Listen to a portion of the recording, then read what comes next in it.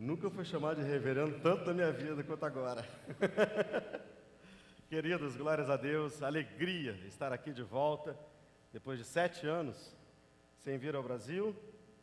E um breve resumo da nossa história, da nossa vida, da nossa caminhada. Deus tem nos levado, graças a Deus, para alguns lugares completamente diferentes. Através de um contato aqui com irmãos e pastores aqui, a gente foi parar na Noruega, onde numa cidadezinha de 4.000 habitantes, a gente fez ali o mestrado em Missologia Integral. Louvado seja o nome do Senhor Jesus Cristo. Tudo começou aqui na missão, um seminário chamado GO, que a gente então fez, uma história que se abriu, uma porta que se lançou diante da gente, e a gente com muita graça, né, porque não tem merecimento humano nenhum, a gente aceitou esse convite do Senhor. Então vendemos tudo, entregamos na nossa vida, vendemos apartamento, eu e minha esposa é médica, eu era cirurgião, ainda sou, né, só não nativa, crânio maxilofacial ou buco maxilofacial, e a gente então se colocou diante da missologia integral, do pastoreio em tempo integral, e passeamos aí pelo mundo, graças a Deus, louvado seja o nome do Senhor Jesus Cristo. E hoje eu trago um abraço da Reformed Church in America, o qual então agora eu faço parte, e que o Simon já fez bastante, né, o fervor de falar que eu sou reverendo. Não, é só um título, não tem nada demais, e a gente está ali então servindo ao Senhor com o nosso coração, plantando uma igreja. Louvado seja o nome do Senhor. Alegria muito grande estar aqui de volta. Alegria até pegar esse engarrafamento que a gente pegou agora. Alegria. Subir ali e ver esse engarrafamento e falou, não, mas eu estou indo para a missão, graças a Deus. Queridos, abre a tua Bíblia em Mateus, no capítulo 8, do versículo 5 ao versículo 10. Eu vou ser bem breve. Eu quero trazer para vocês algumas coisas que a gente vivenciou nesse tempo, algumas coisas que a gente tem visto o Senhor trabalhando na nossa vida enquanto família, enquanto igreja, e eu quero compartilhar com vocês alguma dessas experiências. Mas Mateus, no capítulo 8, no versículo 5 até o versículo 10, ele traz uma história maravilhosa, uma história extremamente conhecida de todos nós, mas que vai falar profundamente o nosso coração. Amém? Então me dê 10 minutos da tua atenção, 15 minutos no máximo da tua atenção. Foca para a gente não perder nada dessa palavra. E ela começa assim: Tendo Jesus entrado em Cafarnaum, apresentou-lhe um centurião implorando, Senhor, o meu criado jaz em casa, de cama, paralítico, sofrendo horrivelmente. Jesus então lhe disse, eu irei curá-lo. Mas o centurião respondeu, Senhor, não sou digno de que entres em minha casa, mas apenas manda com uma palavra e o meu rapaz será curado. Pois também eu sou homem sujeito à autoridade. Tenho soldados às minhas ordens e digo a este vai e ele vai, e a outro vem e ele vem. E ao meu servo faze isso e ele o faz. Ouvindo isso então admirou-se, grava essa palavra, ouvindo isso então admirou-se Jesus e disse aos que o seguiam, em verdade vos afirmo, que nem mesmo em Israel achei fé como esta. Digo-vos que muitos virão do Oriente e do Ocidente, e tomarão lugares à mesa com Abraão, Isaque e Jacó no reino dos céus. Ao passo que os filhos do reino serão lançados para fora nas trevas, ali haverá choro e ranger de dentes. Então disse Jesus ao centurião, vai-te, e seja feito conforme a tua fé. E naquela mesma hora, o servo foi curado. Queridos, eu queria desafiar você nesse momento, queria até fazer algo diferente, rapidamente, chamar o tecladista aqui, né, para tocar um teclado. E eu queria, antes que a gente pudesse estar vendo e estudando um pouco essa passagem que Deus colocou no meu coração, que você orasse, que você clamasse ao Senhor. E eu vou lhe fazer 2 pedidos, um em agradecimento e em gratidão. Vocês não conseguem entender a magnitude do que Deus tem feito nessa igreja. Vocês não conseguem entender, nós que passeamos aí por alguns países no mundo, vocês não conseguem entender como que o mundo está vivendo um pós-cristianismo, como que as igrejas estão precisando encarecidamente de terem pessoas que orem pelo reavivamento da igreja no mundo. Vocês têm um presente, e eu digo isso não com meu coração saudosista, não digo isso não com meu coração querendo fazer aqui qualquer tipo de apelo, mas dizendo numa sinceridade do que a gente tem visto. Vocês têm um presente de terem a missão evangélica Praia da Costa como a igreja de vocês. Vocês têm um presente de ter um pastor visionário que olha muito mais além do que simplesmente as circunstâncias que podem estar ao seu lado. Vocês têm um presente de ter uma igreja que investe na juventude e na adolescência, de ter os meus filhos, e agora eu criei, queridos, aqui um problema, porque os meus filhos não querem voltar para o Canadá. Ore também quando vocês estiverem orando, ore pelos meus filhos. Veja que não é diferente de uma realidade de muitas que estão por ali. A gente, graças a Deus, tem um ano de existência. O Senhor tem nos abençoado, aberto portas, a gente já tem a estrutura na igreja, já tem os ministérios todos formados, o Ministério de Louvor com a ajuda do Fred Mazioli e da Bárbara da Missão junto conosco.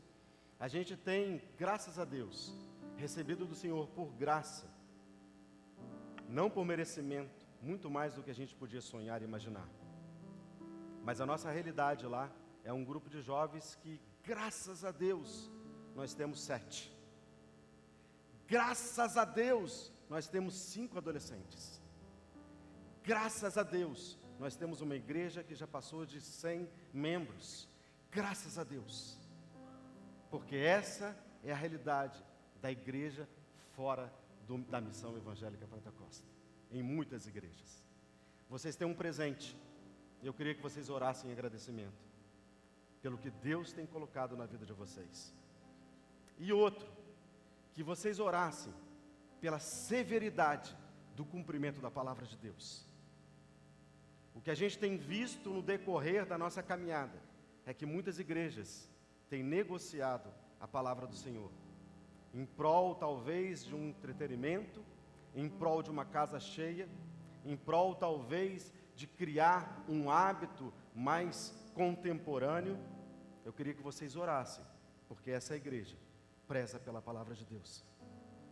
E eu queria que a gente orasse junto então, que você fechasse seus olhos, curvasse a tua cabeça, orasse pela missão, orasse pela tua vida, orasse pelos teus líderes, orasse pelos teus pastores, orasse pela vida de todos aqueles que estão dotados de liderança nessa igreja, e colocasse eles no altar do Senhor.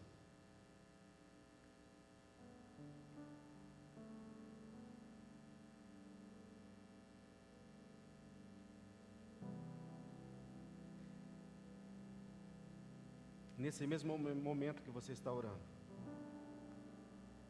deixa passar na sua memória, na tua mente, no teu coração, trazido pelo Espírito Santo de Deus, as pessoas que você gostaria de orar nesse momento, conflitos que serão resolvidos, dores que serão apaziguadas, lágrimas que serão enxutas, reavivamento de sonhos que serão agora trazidos novamente, a certeza de que Deus tudo pode. Queridos, em nome de Jesus, a nossa família saiu daqui em 2013, 2014, não sabendo qual ia ser o futuro, e Deus, em nome de Jesus, não por qualquer merecimento humano, nos colocou como sendo o primeiro brasileiro dentro de uma igreja reformada no Canadá, única e exclusivamente pela glória do Senhor. Deus pode fazer qualquer coisa na tua vida, no teu coração, na tua família, nos teus problemas. Deus pode trazer de novo o teu coração com intimidade diante dEle. Deus talvez possa estar falando na tua vida agora nesse momento, você que está distante do Senhor há tanto tempo, que Ele quer te trazer de volta. Derrama o teu coração na presença do Senhor. Esse é momento de ceia, momento de mesa. Jesus fez tantas maravilhas ao redor de uma mesa: reconciliação, restituição, salvação. Entrega o teu coração ao Senhor, em nome de Jesus. Amém. Queridos, admirou-se. Essa é a palavra que Deus trouxe no meu coração, porque é muito comum você ver a gente se admirando com pessoas ou a gente se admirando com Cristo.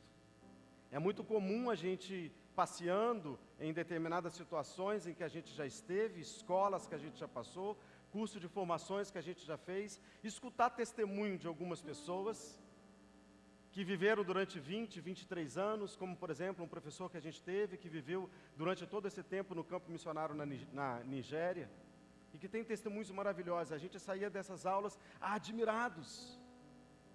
Mas você verificar que Jesus ficou admirado por uma pessoa, você só vai ver 2 vezes na palavra de Deus. Jesus se admirando desse centurião e Jesus se admirando da mulher cananeia. Só 2 vezes Jesus se admira de alguém. E todas essas 2 vezes que Jesus se admirou de alguém, essas 2 pessoas, eles não eram religiosos.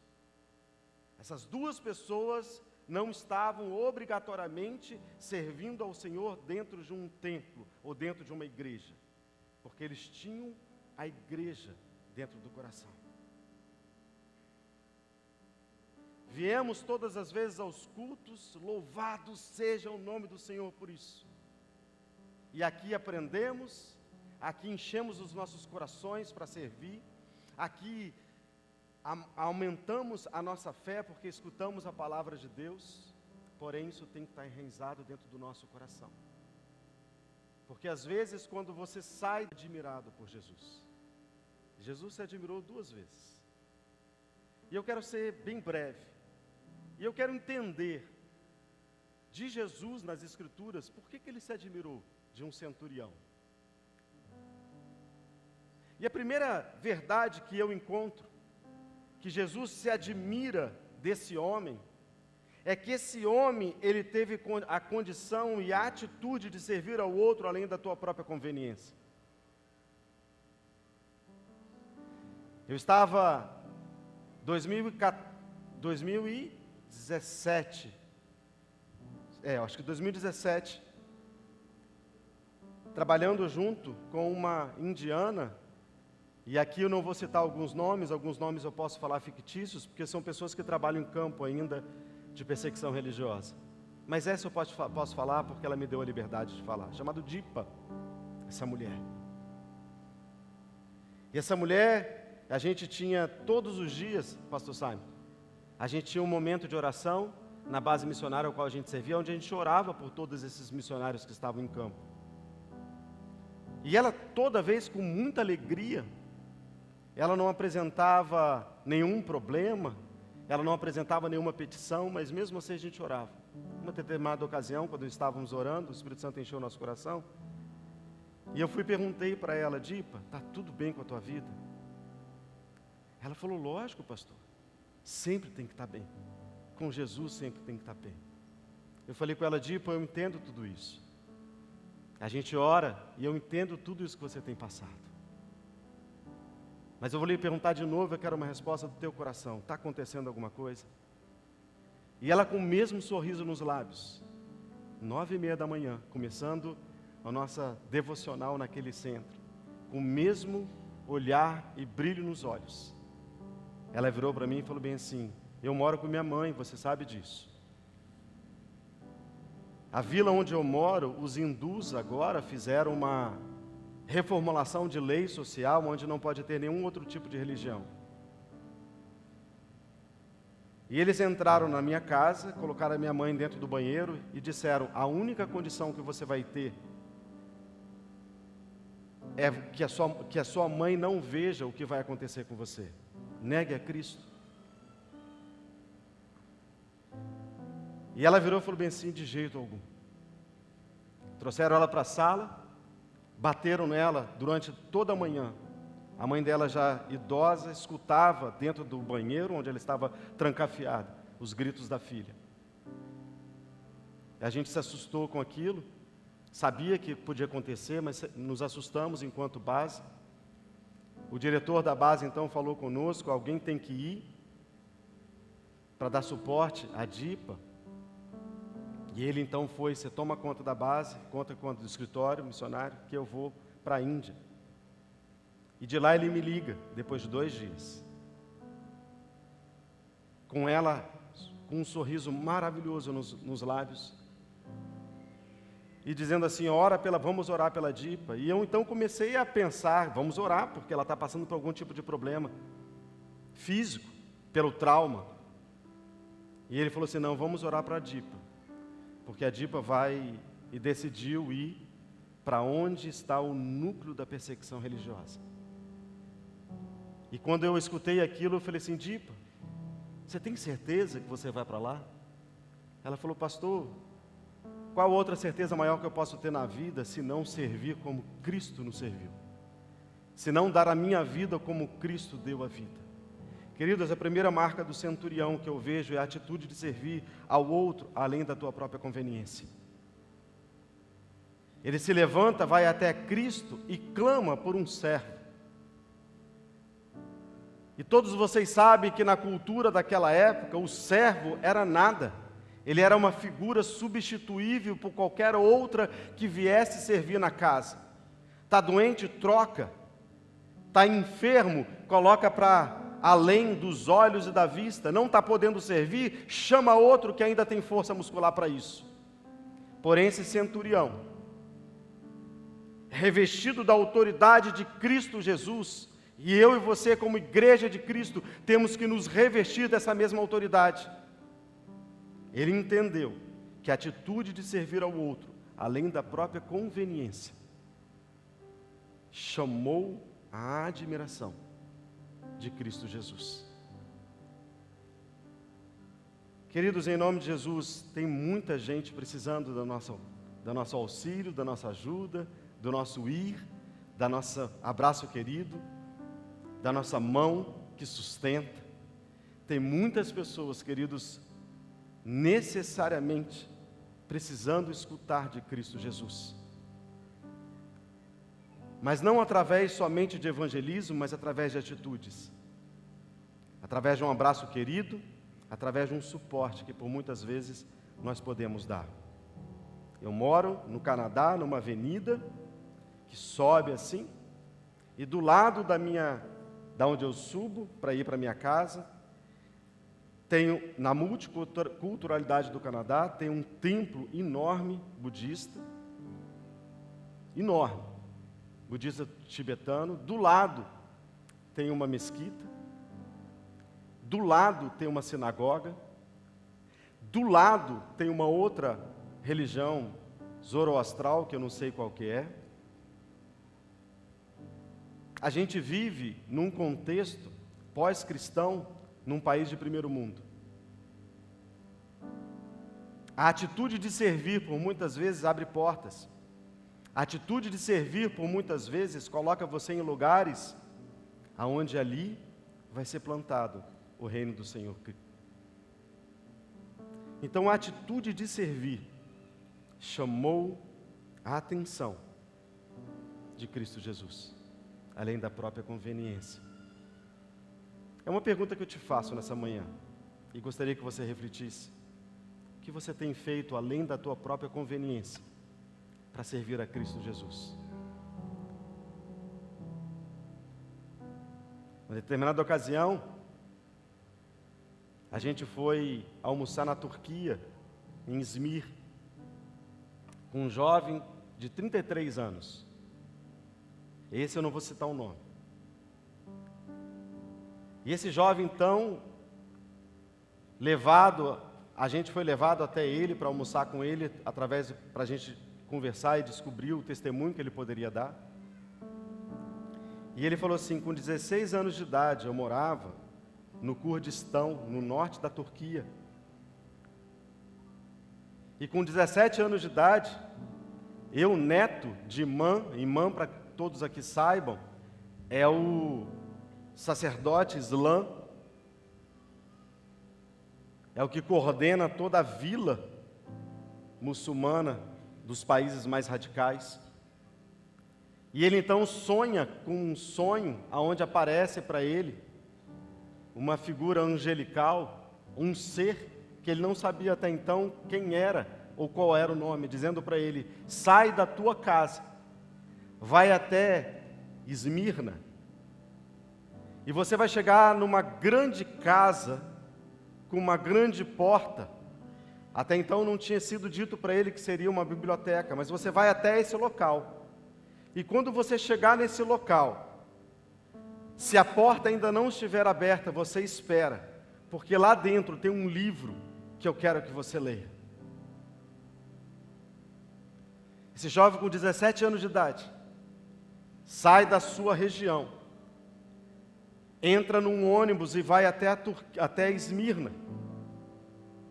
Chega então nessa casa, que então ele não sabia que era biblioteca, vai na porta da biblioteca, ainda não estava aberta, deita. E quando a biblioteca abre as suas portas, então ele entra, e é direcionado pelo Espírito Santo de Deus até um livro, que era a Bíblia. E ali ele tem um encontro com Cristo, se converte, vai até a igreja a qual a gente estava servindo lá na Turquia. E com 33 anos de idade, ele vira para a gente e fala assim, eu vou voltar para o Kurdistão, norte da Turquia. Ali foi um outro dos sustos infantis que a gente sempre tem na caminhada, e eu falei com ele, você está maluco? Se você voltar do jeito que você é hoje, convertido, ele já estava noivo ali de uma canadense naquela época, você vai ser morto. E ele virou para mim e falou bem assim, tem algum outro sentido na vida senão pregar essa palavra que converteu e transformou o meu coração? Essa é a segunda marca, queridos, que esse centurião entende na caminhada com Cristo Jesus. O reconhecimento de que tudo é pela graça e que a palavra de Deus pode transformar o nosso coração. Eu não sou digno de que entre na minha casa, eu entendo que eu não sou nada. Ele então diz, esse centurião, para Cristo, eu não tenho nenhuma qualificação para que você habite no meu coração, eu não tenho qualquer qualificação para que você entre na minha casa, é tudo pela graça, é tudo pela misericórdia do Senhor. Mas diga somente uma palavra, e o meu servo será curado. Diga somente uma palavra, essa palavra que fez com que um jovem de 17 anos, agora com 33, voltasse para a tua vila dizendo, olha, nada mais me basta, nada mais me vale, se não cumprir o propósito de Deus, de pregar essa palavra que tanto transforma. Nós temos vivenciado, em nome de Jesus, uma igreja que tem se acostumado em escutar a palavra de Deus, mas não tem a colocado em prática por muitas vezes na nossa caminhada. Essa palavra é a palavra que transforma, essa palavra é a palavra que invade o teu coração, essa palavra é a palavra que invade o teu lar, essa palavra é a palavra que invade a tua cidade, essa palavra é a palavra que faz qualquer coisa que você pode imaginar como sendo incapaz aos olhos humanos, sendo capaz aos olhos de Deus, porque não há nada que Deus não possa fazer através da tua palavra. Esse centurião entende e fala, Senhor, eu não sou digno, mas vai só com uma palavra, e entra no meu lar e cura o meu servo. Hoje nesse culto, ceando, com uma palavra de Cristo Jesus, A tua vida pode ser completamente restaurada. O teu casamento pode ser completamente edificado. A tua distância com Cristo pode ser refeita em intimidade com o andar de Cristo Jesus, através da palavra de Deus. Queridos, Neemias, no livro de Neemias, rapidamente para a gente encerrar. No livro de Neemias, ele vai reconstruindo a cidade de Jerusalém. Todos aqui talvez conheçam a história de Neemias. A cidade está completamente devastada. Neemias vai reedificando. Quando chega no capítulo 8 de Neemias, o livro apresenta a maior de todas as transformações que Neemias fez em Jerusalém. A reestruturação da palavra de Deus, a reestruturação do valor da palavra na vida de todos aqueles que estavam em Jerusalém. Toda a cidade foi reedificada através da palavra de Deus. A palavra de Deus é tudo que nós precisamos. A palavra de Deus é tudo que nós precisamos. Nós temos andado, queridos, em vários países, onde a palavra de Deus, quando entra e invade vilas e cidades, transforma completamente toda aquela sociedade. A palavra de Deus é tudo o que você precisa. Martin Lloyd Jones disse que a pregação é a tarefa mais importante, a maior necessidade da igreja e a maior necessidade do mundo. Calvino entendia que o púlpito é o trono de onde Deus governa a sua igreja. A palavra de Deus é tudo que a gente precisa. E por último, queridos, o que esse centurião impressionou a Cristo Jesus ao ponto dele ficar admirado é que a fé, sem nenhuma dúvida, na certeza plena e absoluta de que Cristo pode todas as coisas, no derramar do sangue na cruz pela minha e pela tua existência, na ressignificação da nossa vida pela graça e pela misericórdia, é de que a palavra de Cristo Jesus, ela é final nas nossas vidas. Gravem isso. A palavra de Cristo Jesus, ela é final nas nossas vidas. A palavra de Cristo Jesus, ela é final nas tuas dúvidas.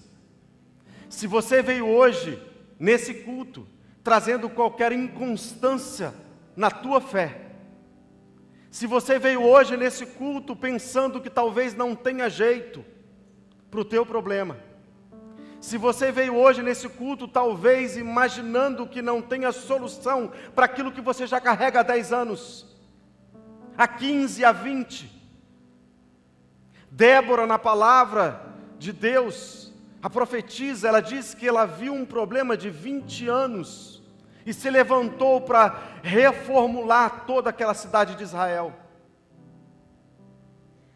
Eu não sei por quanto tempo que você pode estar passando por algum sofrimento no teu coração, que você já viu acontecendo na vida de outras pessoas, que você já olhou e viu e falou assim: meu Deus, ele conseguiu e eu ainda não. Meu Deus, eu oro há 15, 20, 30 anos, não sei quanto, pela conversão do meu filho, pela conversão do meu marido. Eu quero te dizer em nome de Jesus, que esse centurião nunca duvidou da palavra de Deus. E queridos, o versículo 13, ele diz: então Jesus disse ao centurião: vá, como creu, assim lhe acontecerá. E na mesma hora, o servo do centurião foi curado. Na mesma hora, o servo do centurião foi curado. Na mesma hora que você estiver tomando a ceia, Deus pode operar um milagre na tua vida, em nome de Jesus. Amém? Glórias a Deus.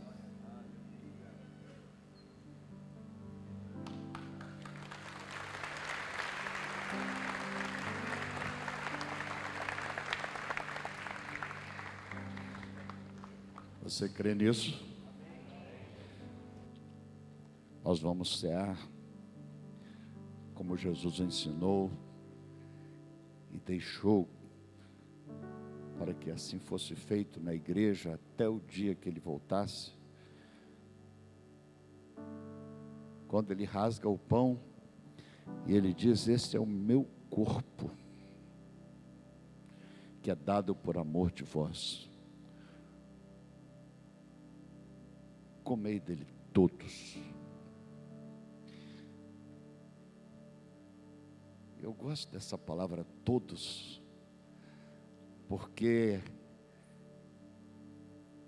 ela coloca diante de nós um paradoxo institucional. Quando há uma soberba religiosa, é assim: comei dele, alguns de vós. Comei dele quem estiver muito bem. E aí nenhum de nós comeríamos. Ou comeríamos com hipocrisia. Mas naquela mesa onde estavam sentados aqueles seus discípulos, inclusive Judas, Pedro, que o negaria, ele sabia disso. Mas ele diz: comei dele quem tem carteirinha. Comei dele quem... Não, ele disse: comei dele todos. E vocês vão comer, e quando comer, façam isso lembrando do preço que eu vou pagar na cruz. Vocês verão, eu serei crucificado, meu sangue derramado. Então vocês vão pegar o cálice também e beber dele todos. É o cálice da nova aliança, do novo acordo, do novo pacto, pacto da graça. Beber dele todos, lembrando do meu sangue. O suco não vira sangue, mas ele também não fica somente como suco. É difícil entender isso. Não é uma transubstanciação. O suco vira sangue, mas o suco deixa de ser suco, porque ele passa a simbolizar o sangue de Jesus. Então há nele, nesse copinho, nesses elementos tão simples, há algo tão grandioso. É como se fosse uma foto, mas não é uma foto qualquer, é dele, morrendo na cruz, para que por sua morte, nós tivéssemos perdão de todos os pecados, nós fôssemos herdeiros do céu. A morte não nos mata. Essa semana, despedimos aqui, com lágrimas, do irmão Rufino. E quem não sabia, ou quem não pôde ir, continue orando pela irmã Wanda, nesse momento de dor, de saudade. Mas Sor Rufino, nosso irmão Rufino, ele já recebeu a vida eterna. Ele partiu dessa, literalmente, para o melhor. A gente chora de saudade, mas saudade é curta, porque daqui a uns dias nós iremos também encontrar com Ele. Porque pelo sangue de Cristo nós temos a vida eterna, pelo seu sacrifício na cruz. E pelo seu sacrifício na cruz, nós temos o que o pastor Fabiano declarou aqui, o texto que ele leu, nós temos acesso. Assim como o centurião chegou perto de Jesus e disse: Jesus, eu sei que eu não mereço tomar ceia, eu sei quem eu sou, eu sei que eu não mereço, e se for considerar meus méritos, minha pureza, minha bondade, eu não vou tomar santa ceia. Eu sei quem eu sou, mas eu sei que o Senhor, dando uma palavra, a vida é restaurada, a morte foge. Então dá uma palavra na direção da minha casa. Eu tenho lá um problema. Algo morto se instalou dentro do meu lar. E aí Jesus se admirou e disse: esse crê. Volta para sua casa. Está resolvido o problema. Eu quero te dizer, querido, com temor e tremor, que eu não duvido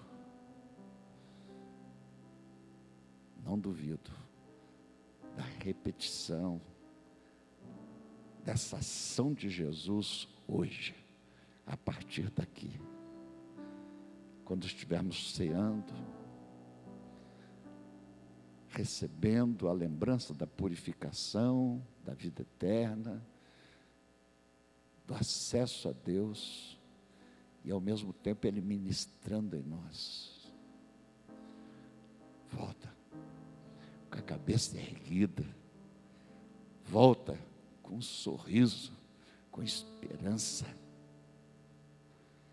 vive aquilo que estava morto, vive. Amém. Nós vamos distribuir o pão e o cálice. Eu disse que todos são convidados a cear, ninguém é obrigado. Se realmente você não quer, não aceita, se você não ama Jesus, então não toma, porque você come e bebe sua própria condenação. Se você não ama Jesus. Agora, se você quer Jesus, ainda que capengando, ainda que 1 milímetrozinho de fé, sirva do pão, segura o cálice, vai olhando, vai lembrando do sangue, vai lembrando da cruz. Eu disse que aí não tem o sangue, mas também não tem só o suco, não. Esse suco é o símbolo do sangue. Segura a hora, enquanto todos são servidos.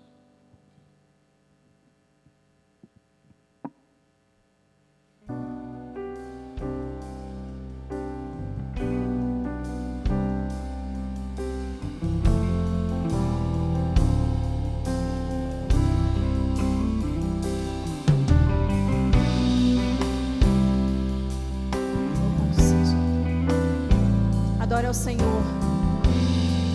Adore ao Senhor porque Ele é o autor da nossa fé. É essa fé que nos trouxe aqui. Não foi você pela sua vontade, porque pela nossa vontade, mas o autor da fé está aqui para dizer que Ele vai voltar. Aleluia. Ó Pai, eu queria tanto ver o meu Senhor descer, vindo me encontrar. Eu posso até imaginar a refulgente glória do Senhor Jesus, transpondo as brancas nuvens no mais puro azul,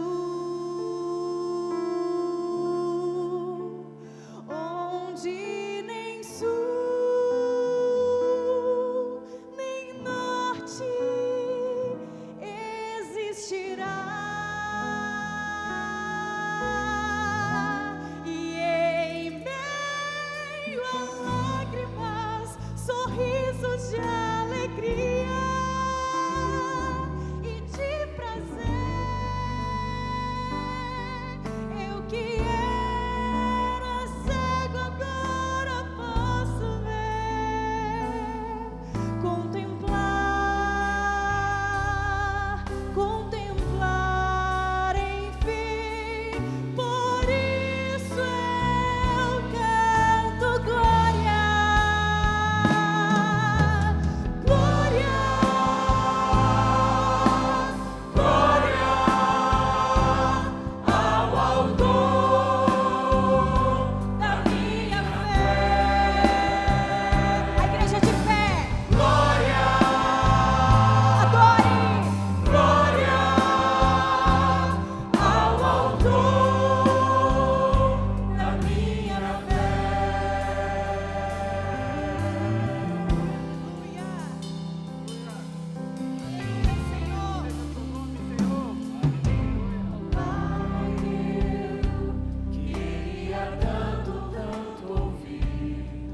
o som que vai abrir.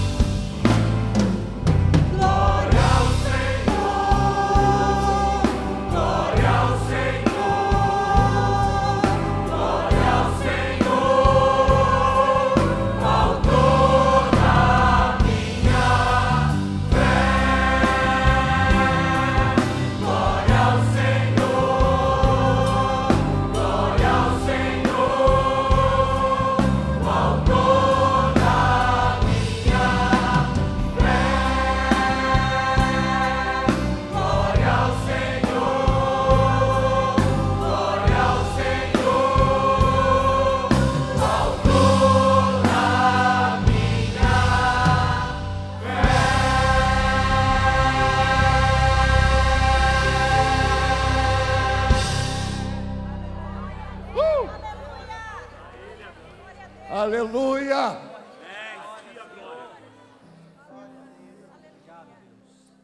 Ele é o autor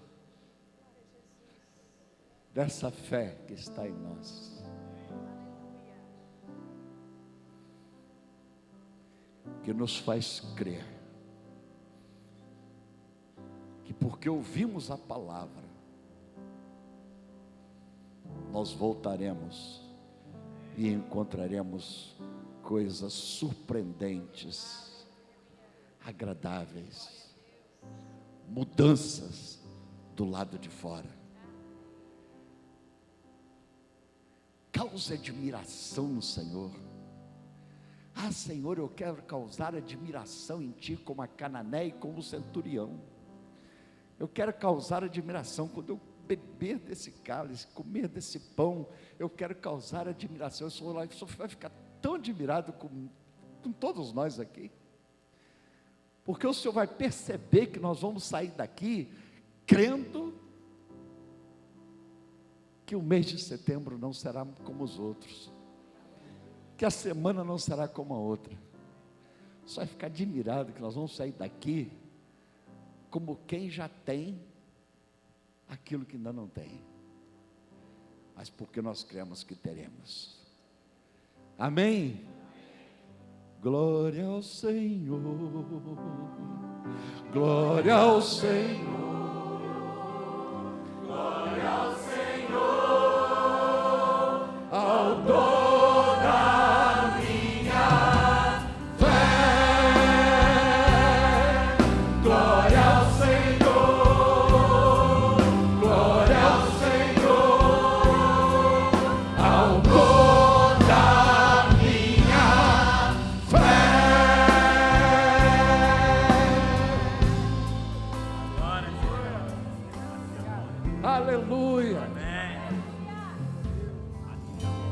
Diga com vontade, diga assim: eu creio que a minha história não será mais a mesma. Amém. Comei e bebei dele todos, fazendo isso em memória do preço pago